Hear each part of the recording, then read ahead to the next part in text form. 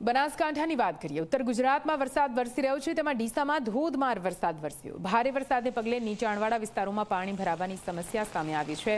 ડીસાના વેલુનગરમાં પાણી ભરાતા વાહન ચાલકોને હાલાકી। પાણીમાંથી પસાર થતા અનેક વાહનો બંધ થઈ ગયા છે। હવામાન વિભાગની આગાહી વચ્ચે વરસી રહ્યો છે વરસાદ। તો આ દ્રશ્યો આપ જોઈ રહ્યા છો બનાસકાંઠાના છે, જ્યાં લાંબા વિરામ બાદ મેઘરાજા ફરી એકવાર મહેરબાન થયા છે। જો કે મેઘરાજાની દે ધનાધન બેટિંગ બાદ આખરે કયા પ્રકારની પરિસ્થિતિ બનાસકાંઠામાં અને એમાં ખાસ કરીને પાલનપુર સિટીમાં સર્જાઈ છે, આ દ્રશ્યોમાં આપ જોઈ શકો છો। રસ્તા પર પાણી ફરી વળ્યા છે। નીચાણવાળા કેટલાક વિસ્તારોમાં પાણી ભરાવાની સમસ્યા। પાલનપુર બસ સ્ટેન્ડના તમને દ્રશ્યો બતાવવા છે। પાલનપુર પંથકમાં ધોધમાર વરસાદ વરસી રહ્યો છે અને આ વરસાદના કારણે ઠેર ઠેર પાણી ભરાવાની સમસ્યા। પાલનપુરના બસ સ્ટેન્ડમાં કઈ રીતે પાણી ઘૂસ્યા છે, આ દ્રશ્યોમાં જુઓ। બસ સ્ટેન્ડમાં પાણી ઘૂસી જતા મુસાફરોને હાલાકી પડી રહી છે। નીચાણવાળા વિસ્તારોમાં પાણી ભરાતા સ્થાનિકો પરેશાન। પાલનપુરના ગ્રામ્ય વિસ્તારોમાં પણ વરસી રહ્યો છે વરસાદ। પાલનપુરનું આ જૂનું બસ સ્ટેન્ડ છે, જ્યાં બહુ બધું પાણી ભરાયેલું છે। સામાન્ય મુસાફરોને અવરજવર માટે બહુ મુશ્કેલીઓનો સામનો કરવો પડે છે। અહીંયા નગરપાલિકાનું કે કોઈ એવું કાર્ય કરેલું નથી કે જ્યાં પાણીનો કોઈ નિકાલ થાય। અમારી માંગ એક જ છે કે અહીંયાથી પાણીનો નિકાલ થવો જોઈએ, જેથી સામાન્ય મુસાફરોને કે વ્યક્તિઓને અહીંયાથી અવરજવર માટે મુશ્કેલી ના પડે। હેલો, મારું નામ કાળુભાઈ ચા વાળો છે। હું અંદર બસ સ્ટેન્ડમાં જાઉં, પણ કઈ રીતે જવાનું, સ્ટાફને બી ખૂબ પરેશાની થાય છે। પેસેન્જરને અવરજવર કરવી હોય તો કેવી રીતના બહાર નીકળવું, કેવી રીતે અંદર જવું, ખૂબ ફરીને જાય છે। કેટલા માણસો બચારા અપંગ આવે, પડી જાય છે। બચારા અપંગ એવા વખતથી દેખાતા નહીં, પડી જાય છે। ખૂબ તકલીફ પડે છે લોકોને।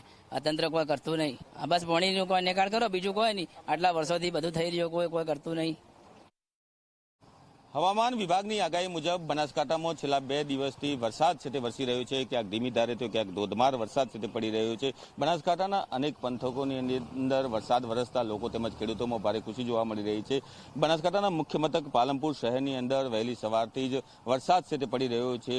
1 ઇંચ જેટલો વરસાદ પડ્યો છે અને આ 1 ઇંચ જેટલા વરસાદે પાલનપુર નગરપાલિકાના પ્રી મોન્સૂનની કામગીરીની પોલ છે તે ખોલી દીધી છે। અત્યારે અમે પાલનપુર શહેરના જૂના બસ સ્ટેશન વિસ્તારની અંદર છીએ અને આપ જોઈ રહ્યા છો કે જૂના બસ સ્ટેશન વિસ્તારમાં આવતો જે આ મુખ્ય માર્ગ છે તે મુખ્ય માર્ગ ઉપર પાણી ભરાયા છે, જેને લઈને જે વાહન ચાલકો છે તે વાહન ચાલકો મુશ્કેલીનો સામનો છે તે કરી રહ્યા છે। આપ જોઈ રહ્યા છો કે જે રીતે અવિરતપણે આ પાણી છે તે પાણીનું વહેણ છે તે વધતું જઈ રહ્યું છે, જેને લઈને જે અહીંયા આવતા જે વાહન ચાલકો તેમજ જે બસ સ્ટેન્ડની અંદર જતા જે મુસાફરો છે તેમને તકલીફ પડી રહી છે। આપ જોઈ રહ્યા છો કે જે બસ સ્ટેન્ડ છે તે બસ સ્ટેન્ડનો જે મુખ્ય પ્રવેશદ્વાર છે તે પ્રવેશદ્વાર ઉપર પાણી ભરાઈ ગયા છે, જેને લઈને જે મુસાફરો છે તે અંદર જઈ શકતા નથી। વાહનોની અંદર તેમને બેસીને જવા માટે મજબૂર બનવું પડી રહ્યું છે। જે રીતે વાત કરવામાં આવે તો સામાન્ય વરસાદની અંદર જ પાલનપુર શહેરની અંદર અનેક જે નીચાણવાળા વિસ્તારો છે તે વિસ્તારોની અંદર પાણી છે તે પાણી ભરાઈ ગયા છે। બસ સ્ટેન્ડની અંદર ગ્રામીણ વિસ્તારના તેમજ આજુબાજુના તાલુકાના અનેક જે મુસાફરો છે તે મુસાફરો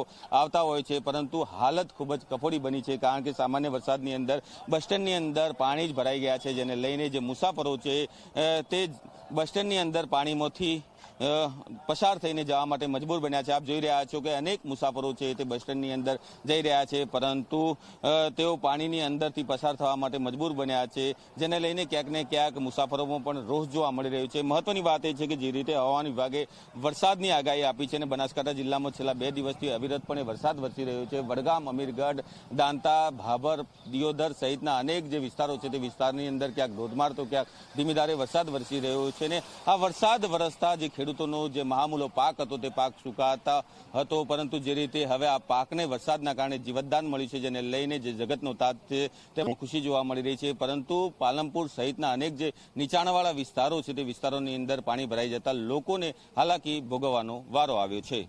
અલ્કેશ રાવ, જી મીડિયા, બનાસકાંઠા।